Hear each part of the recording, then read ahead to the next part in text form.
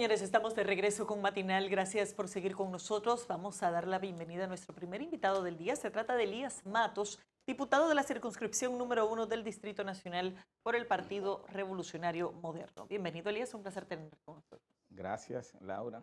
También es de mucho placer para mí nuevamente estar con ustedes aquí. Qué bueno. Sí. ¿Cuál ha sido la prioridad en estas últimas semanas ahí en el Congreso, sobre todo en la Cámara de Diputados? ¿Qué proyectos ustedes están haciendo más hincapié en la reforma que tiene que ver al pacto laboral o a lo que tiene que ver con un tema que está desde hace más de 30 años? Yo creo que hasta la gente se cansa cuando uno habla del Código Penal. Así es una necesidad para mí la más importante que tenemos en el país y es la del Código Penal, tratar de producir los consensos, los acuerdos con todos los sectores, con todas las fuerzas vivas, los partidos políticos, para que de una vez y por todas podamos sacar de este Congreso con alta prioridad el Código Penal dominicano. Pero hay tres, ya lo fusionaron, ya se pusieron de acuerdo porque eso parió del que había, se mutó a dos más. Sí, en ocasiones han estado otros también. Lo que pasa es que son abordajes diferentes que tienen algunos legisladores y entonces ahí es donde se produce en comisión, ahora está en comisión, ahí es donde se produce ese consenso para abordar los temas y si hay temas que yo entiendo particularmente que van a producir el retraso nuevamente de la pieza, pues de alguna forma... ¿Cuál? El de género nueva vez. En el pasado ha sido ese. Sí. Lo mismo. Es lo mismo En ahora. el pasado lo que pasa es que yo tengo particularmente un punto de vista de que 419 artículos no se pueden parar por 2 o 3. Y entonces, de alguna forma, si hay que darle un tratamiento aparte a algunos artículos en el que produzca mayor discrepancia, en el que pueda uno abordar más adelante, pues de alguna forma hay que verlo de una forma diferente. O sea, tú planteas que se apruebe como está y después en el camino, si hay alguno de esos temas que vaya al constitucional. Porque hay 416, si hay 3 que producen situaciones, hay 416 en las que existen unas 64 nuevas tipificaciones penales, 94 con algunas que se están modificando, actualizando a estos tiempos. Entonces tenemos que avanzar, porque en mi caso particular, que he tenido tanto interés en que se conozca esa pieza de una vez y por todas, reconociendo, y debo decirle a ustedes que estamos bajo un gran liderazgo que tiene la Cámara de Diputados, y esto lo digo, yo soy muy objetivo al momento de plantear algo que es bajo el liderazgo de Alfredo Pacheco. Yo entiendo, sí, y entonces yo entiendo que nosotros tenemos que trabajar en esos otros artículos, ¿verdad? Esas tipificaciones que no existen en la actualidad y poderle dar a este país ese Código Penal que tanto ha exigido de este Congreso y del Congreso también 2024. Pero ese liderazgo ha tirado la toalla varias veces con el Código Penal. Le toca tener que asumirla a ese liderazgo. Hasta usando esas mismas palabras lo ha dicho. y entiendo que están dadas las condiciones ahora para nosotros poder conocer esa pieza. Elías. Yo soy del partido de gobierno, tiene mayoría en el Congreso. Ahora no tenemos excusa, una amplia mayoría. No, pero hace 5 años no tienen excusa. Pero para sancionar piezas como esta, ahora están dadas las condiciones con una amplia mayoría. O sea, yo entiendo que nosotros, como PRM, ahora no tenemos excusa para no poder sancionar la pieza. ¿Pero qué es lo que ha faltado en este tiempo en que el PRM ha tenido mayoría? Que no ha podido lograr hacer esos consensos. Y segundo, ¿la comisión que está conociendo el código es de la Cámara de Diputados o es una comisión bicameral? Bueno, bicameral.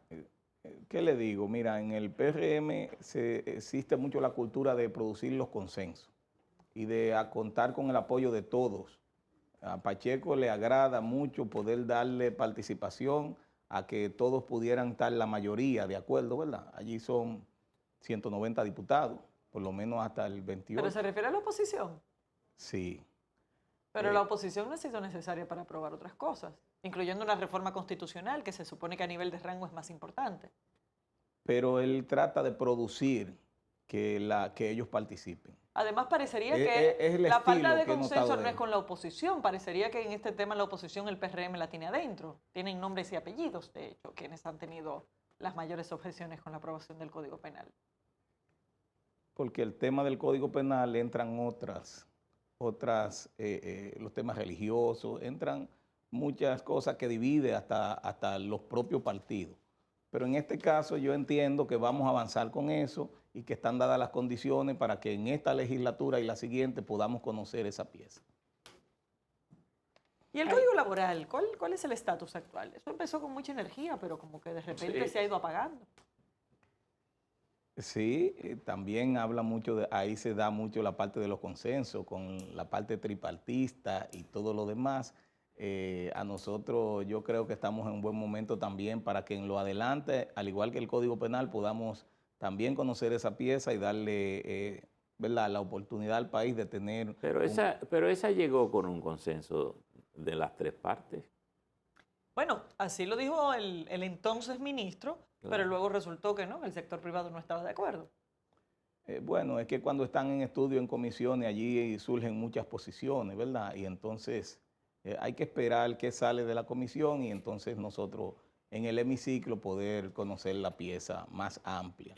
Pero primero en comisiones. A mí me tocan más los temas municipales. Yo soy presidente de la Comisión de Asuntos Municipales y ahí es donde más tiempo pasamos en estudio con los temas del país en asuntos municipales y sobre todo con estas situaciones que se han dado en el pasado, con el tema de la sustitución de alcaldes, de regidores, las diferentes situaciones en las que nos hemos encontrado. Y ahí hemos tratado, ¿verdad?, de producir en ese vacío jurídico que existe en la parte municipal, tratar de generar las condiciones para establecer una norma clara para la línea sucesoral. ¿Y qué se está haciendo en cuanto a eso? Porque el caso de La Vega, eso fue prácticamente una crisis, pero para que esto no ocurra en el futuro, ¿qué han hecho? Sí, mira, en el caso de La Vega y de regidores incluso, los regidores tienen un suplente y al momento de que por las causas que establece la ley se tenga que ausentar el regidor, pues sube el suplente, igual con el alcalde que sube el vicealcalde. Entonces, ¿qué es lo que estamos generando en este anteproyecto de ley? Aunque ya tiene informe de la comisión, y es que, por ejemplo, el regidor va a ser sustituido por el suplente. Y el suplente se escogerá cuando no tenga o cuando renuncie el suplente, como pasó en el caso de La Vega con la vicealcaldesa, de cuáles fueron los que quedaron en el orden de votación de la boleta de ese partido al que van a elegir ese regidor. Entonces, los que obtuvieron mayor cantidad de votos pasará a sustituir ese suplente. ¿Del mismo partido? Del mismo partido. ¿Y no debería ser el regidor que siga en número de votos? Pero, independientemente del partido. Lo que pasa es que las curules son de los partidos. En este caso, yo he sido, por ejemplo, 2 veces regidor, 2 veces diputado y fue por un partido. En el Congreso sí, pero en las también, alcaldías no. También como regidores, sí. Yo soy de aquí, de la 1. Yo fui regidor aquí en esta circunscripción y ahora diputado. Y también uno llega a través de una boleta de un partido político. Porque tiene que ser sustituido por un dirigente o el suplente o por una vicealcaldesa o alcaldesa. Exacto. Establecer que sea el suplente. Y si el suplente por alguna razón o renuncia o no está apto para asumir la responsabilidad, entonces darle la prioridad a quien la gente votó en las elecciones de ese partido y que obtuvo mayor cantidad de votos para que le siguió a eso ese. funciona en el tema de las plurinominales. Pero en las plurinominales, exactamente. En las uninominales, que sería el caso de alcalde y alcaldesa o alcaldesa-alcalde, ¿cuál sería la fórmula que se está proponiendo? El Consejo de Regidores, en este caso su presidente, representando al Consejo de Regidores, le solicitaría la propuesta a sustituir del vice, porque ya se establece cómo se sustituye al alcalde, del vicealcalde o vicealcaldesa, para que el partido en un plazo de 15 días le presente una propuesta.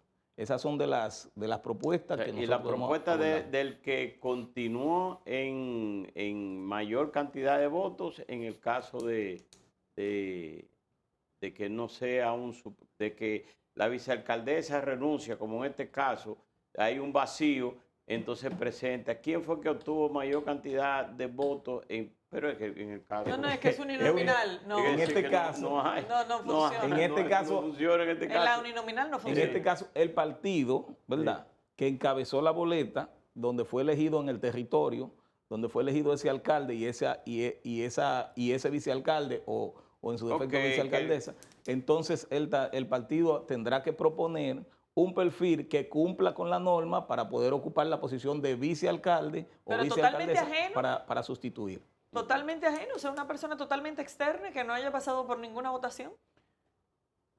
En este caso, por ser uninominal, le toca al partido proponerlo. Así es.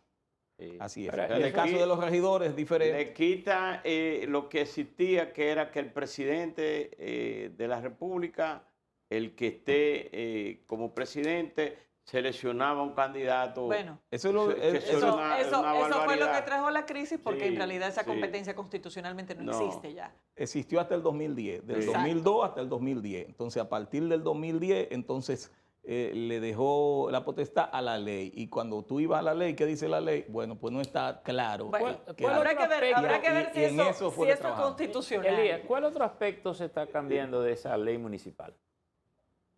El destino de los fondos, el manejo del destino de los fondos de los territorios. Nosotros tenemos 393 territorios entre municipios y distritos municipales y el artículo 21 también se está modificando para establecer, bueno, actualmente la ley dice que hay un 25% que es para personal, hay un 31% que es para servicio, un 4% para género, salud y educación y un 40% para inversión. Entonces, también ahora se está modificando en esa ley, el destino de los fondos está orientada más a permitir que los territorios, por ejemplo, servicio e inversión. Hay territorios que su mayor demanda es de inversión en obra. Hay otros que su mayor demanda es servicio. Por ejemplo, yo fui regidor en 2 territorios diferentes, un caso muy extraño, pero me tocó estar como regidor en Las Salinas, Barahona. Es el municipio donde yo nací. La primera vez, 2010, 2016. Y luego pasé a ser regidor en el Distrito Nacional. En Salinas de Barahona se daba el servicio de la recogida de desechos sólidos en 2 camioncitos. No se dedicaba una gran parte de ese presupuesto a invertir en servicio. Y entonces ese 31% no había forma de ejecutarlo porque los camiones eran propios del ayuntamiento y el personal estaba ahí dentro de la nómina de personal. ¿Qué ustedes llaman? Cuando llego al Distrito Nacional, allí no se ejecutaba, pero cuando llego al distrito, el Distrito Nacional en servicio, solamente para el tema de recogida de desechos sólidos, dedica el 56% de su presupuesto. Y entonces, si estaba destinado a que nada La más inversión... ahí no había inversión. Aquí se podía llegar solamente a un 14% de Entonces, inversión. ¿cómo hacer una ley que sirva para manejar los 300 y tantos municipios? Pues tendrían que darle facultad a la sala capitular que define el presupuesto. Exactamente. Pero eso es una Dándole la prohibición. facultad, siempre la ha tenido, pero entonces ahora se flexibiliza más los topes. Bueno, la ha unificando. tenido, eso sería una regresión. pero los fondos van condicionados a esos porcentajes.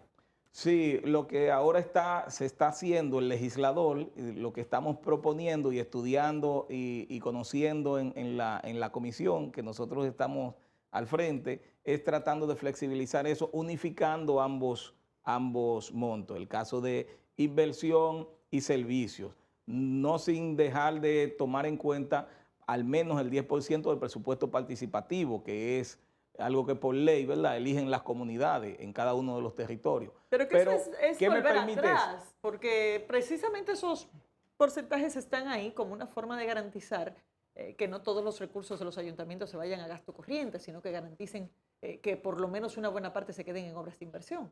Exacto, eso es lo que da la posibilidad de que en el territorio donde mi necesidad mayor es invertir en obra de capital social, entonces yo lo puedo hacer. Pero es que esa Porque no flexibilidad no es así que va a funcionar, es de la otra forma. Por eso te hago la observación, ahora están unificadas. De repente, no hay forma, de verdad, y se lo digo porque fui regidor de aquí del distrito, estuve en la gestión que acompañé en ese momento el alcalde David Collado, hoy ministro de Turismo, y hizo un gran esfuerzo, hasta de noche andábamos dando el servicio de la recogida de basura en ese momento. donde se va el mayor presupuesto de las grandes ciudades, como en este caso Distrito Nacional, Santo Domingo Este y otros igual que Santiago, ¿verdad? Es en servicio. Y entonces aquí hay que dedicar una parte importante y no hay forma de cumplir Ahora, con ese Elías, 31% de la ley. Ahora se está unificando inversión y servicio para que puedan esos territorios tener la posibilidad de dar el servicio donde tiene la mayor demanda y los otros territorios, las poblaciones más pequeñas, donde puedan hacer las obras grandes que se necesitan, porque así estará orientado el presupuesto aprobado por el Consejo de Regidores. Elías, pero te da esa flexibilidad de que tú no tengas esa camisa de fuerza que no hay forma de cumplir porque nunca se había podido cumplir. Elías, pero veo aquí lo siguiente. Bien como está la ley conformada ahora, o bien como ustedes la quieran modificar, creo que se nos presenta un tema institucional, por ejemplo, con las auditorías. Se supone que el que va a hacer una auditoría a un ayuntamiento, lo primero que tiene que ver es si el ayuntamiento está cumpliendo con esos mandatos de la ley, que por lo que usted dice, parece que nadie puede cumplirlo exactamente. Algunos, la mayoría. Por eso puse la diferencia de los grandes Correcto. territorios que Es demandan decir, servicios. si la mayoría no cumple esa ley, lo primero que el auditor tiene que concluir que están violando la ley ahí. Entonces, ya de entrada el alcalde tiene un problema y la sala capitular. Tenemos un precedente incluso que en el 2033, de forma transitoria por ese año, se establecieron otros parámetros. 2033. 2023, presupuesto que aprobó el Congreso Nacional. Y se establecían otros parámetros, tratando de darle flexibilidad a esos territorios donde no había forma de poder cumplir con el tema, aumentando los servicios y también el tema de personal, que pasaba de un 25 a un 30, o sea, utilizando ese histórico de lo que se ha hecho en el pasado y tomando en cuenta la opinión de todas las instituciones, porque por ejemplo en comisión la Liga da su opinión a favor, FEDOMU, la Federación Dominicana de Municipios, también está de acuerdo, FEDODIN, la Federación Dominicana de Distritos Municipales, ASODORE, la Asociación Dominicana de Regidores, igual ADOBA, que es la de vocales, Ministerio Administrativo de la Presidencia, o sea, todos los actores que de alguna forma... Sí, lo que veo es que hay que crear un mecanismo que no haga violador a la mayoría, Exacto. a lo mejor sin querer, puede decir, pues usted dice, bueno, usted me viene a juzgar y me dice que yo en vez del 40 invertí el 45 en un área, ya yo estoy violando la ley, es decir que yo puedo ir haciéndolo bien, no me he cogido ni un chele, no me he cogido nada, pero violé el mandato de la ley. Entonces eso le da la facultad al Consejo de Regidores a que de acuerdo a la característica del territorio, cuando se necesita ese 45 hasta un 50, que pudiera darse el caso, porque tú el servicio lo resuelves con un 15, un 16%, como son esos territorios que tienen esa característica, entonces así se elabora un presupuesto y se aprueba y se tiene que conocer y aprobar en el Consejo de Regidores. Es permitiéndole que ellos puedan, de acuerdo a sus necesidades, recomponer el presupuesto. A componer un la presupuesto. Distribución del presupuesto. Efectivamente. Que era como era antes. Lo que pasa es que tenía unos topes que, por ejemplo, por eso le puse el ejemplo, Distrito Nacional nunca ha podido cumplir con el 30% de servicio, 31%. Claro, porque nunca tampoco se le han entregado los fondos que manda la ley. También ese otra realidad. Nosotros necesitamos solamente para el país unos 25, 26 mil millones de pesos para el tema del manejo correcto de los residuos sólidos. Y todos los municipios reciben todo. ¿Cuál sería el tope que se va a aprobar en esa ley de municipal que el Estado debe pagar o debe entregar a los municipios? Porque desde el año 80 y pico, cuando Peña Gómez, se había hablado de un 10%, pero realmente nunca se ha cumplido con ese 10%. Ahora que Luis Abinader, de que llegó ahí, es el que más ha dado a los ayuntamientos. Pero, ¿cuál sería el tope? ¿5, 3? Porque no llega, yo creo que llega a 3% solamente. En el 2003, cuando Hipólito Mejía se aprobó primero para sacar un 8%, y al año siguiente, 2005, ya entonces establecer el 10% que se aprobó, que fue en ese momento cuando se aprobó por ley. Entonces, ¿qué pasa con eso? No hubo forma nunca el que mayor porcentaje dedicó a los municipios fue el propio presidente Hipólito Mejía en ese momento. Después, nosotros estamos ahora como en un 2.6% aproximadamente. Ahora, el presidente, conociendo esa necesidad que tienen los territorios, a través de la liga, hace unos aportes especiales y ha podido en cada territorio aumentar de una forma significativa, pero que no supera el 3.5%. Pero sí ha podido a través de la supervisión, ¿verdad? Y para que le tenga un sistema de monitoreo con los fondos que dedican para obras en muchos lugares, que es donde está principalmente la necesidad. Entonces, a través de la liga, este presidente ha sido muy municipalista en cuanto a eso.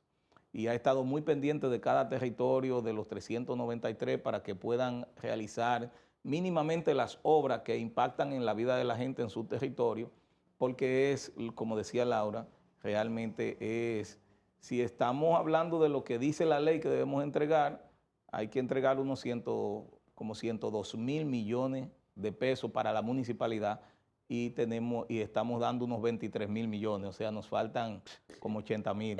Finalmente, Elías, y tenemos muy poco tiempo, no quiero dejar pasar el tema de la tragedia del Jet Set, donde los ayuntamientos se supone que tengan competencias importantes, tanto por el tema de los usos de suelos como por el tema de la supervisión de modificaciones de obra y de la aprobación de planos de obras nuevas. ¿Hay algún tipo de modificación de la regulación actual que se esté contemplando en la comisión en este momento?